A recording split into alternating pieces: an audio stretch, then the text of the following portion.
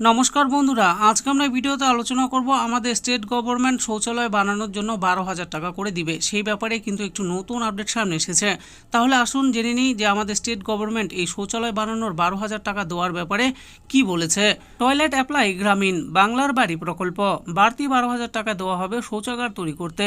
বাংলার বাড়ি প্রকল্পে প্রান্তিক মানুষের জন্য রাজ্য সরকারের পক্ষ থেকে নেওয়া হয়েছে একটি বড় পদক্ষেপ। রাজ্য সরকার ইতিমধ্যেই এই প্রকল্পের আওতায় প্রথম পর্যায়ে 12 লক্ষ ব্যক্তির ব্যাংক অ্যাকাউন্টে বাড়ি তৈরির জন্য 1,20,000 টাকা করে পাঠানোর প্রক্রিয়া শুরু করেছে। কিন্তু শুধুমাত্র বাড়ি তৈরি করেই থেমে থাকছে না সরকার, বাড়ির সঙ্গে শৌচাগার তৈরি করার জন্য অতিরিক্ত 12,000 টাকা দেওয়া হবে বলে সিদ্ধান্ত নেওয়া হয়েছে। শৌচাগার নির্মাণে গুরুত্ব।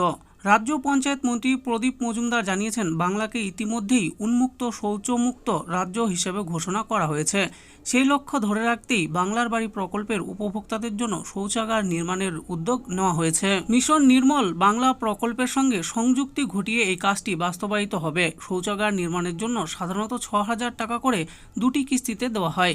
একই নিয়ম এখানে প্রযোজ্য হবে। স্ট্যান্ডার্ড অপারেটিং প্রোটোকল ও অন্যান্য সুবিধার ব্যাপারে কি বলা হয়েছে। রাজ্য সরকারের জারি করা স্ট্যান্ডার্ড অপারেটিং প্রোটোকল এর অধীনে বিভিন্ন প্রকল্পের সঙ্গে সংযুক্তির মাধ্যমে বাড়ি নির্মাণকারীদের জন্য মৌলিক সুবিধাগুলি নিশ্চিত করার কথা বলা হয়েছে। বিদ্যুৎ, পানীয় জল এবং শৌচাগারের মতো সুবিধা এই প্রকল্পের উপভোক্তারা পাবেন। এছাড়া এই পরিবারগুলিকে আনন্দধারা প্রকল্পের আওতায় আনার কথাও জানিয়েছে রাজ্য সরকার। অর্থ ছাড়ার প্রক্রিয়ার ব্যাপারে কি বলা হয়েছে। বাড়ি তৈরির জন্য 60,000 টাকা করে দুটি কিস্তিতে অর্থ দেওয়া হবে। প্রথম কিস্তির টাকা পাওয়ার পর কাজ শুরু হলে শৌচাগার নির্মাণের জন্য অতিরিক্ত 12,000 টাকা সরাসরি উপভোক্তাদের ব্যাংক অ্যাকাউন্টে পাঠানো হবে। শৌচাগারের টাকাও দুটি কিস্তিতে দেওয়া হবে। জেলাগুলির ভূমিকা ও বৈঠকের প্রস্তুতির ব্যাপারে কি বলা হয়েছে। এই উদ্যোগ বাস্তবায়নের জন্য প্রতিটি জেলাকে বিশেষ দায়িত্ব দেওয়া হবে। শীঘ্রই এই বিষয়ে উচ্চ পর্যায়ের বৈঠক ডাকা হবে। তবে শৌচাগার তৈরির জন্য উপভোক্তাদের আলাদাভাবে আবেদন করতে হবে। পুরনো শৌচাগারের পুনর্গঠনের ব্যাপারে বলা হয়েছে যে অনেক ক্ষেত্রে পুরনো শৌচাগারের অবস্থা বেশ খারাপ।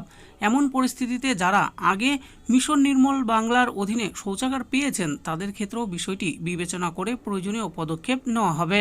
বাংলার বাড়ি প্রকল্প রাজ্যের প্রান্তিক মানুষদের জীবনযাত্রার মানোন্নয়নের একটি গুরুত্বপূর্ণ পদক্ষেপ। বাড়ি তৈরির পাশাপাশি শৌচাগার নির্মাণের উদ্যোগ আরও বেশি প্রাসঙ্গিক এবং প্রয়োজনীয়। সরকারের এই সিদ্ধান্ত প্রকল্পের সাফল্যকে এক ধাপ এগিয়ে নিয়ে যাবে।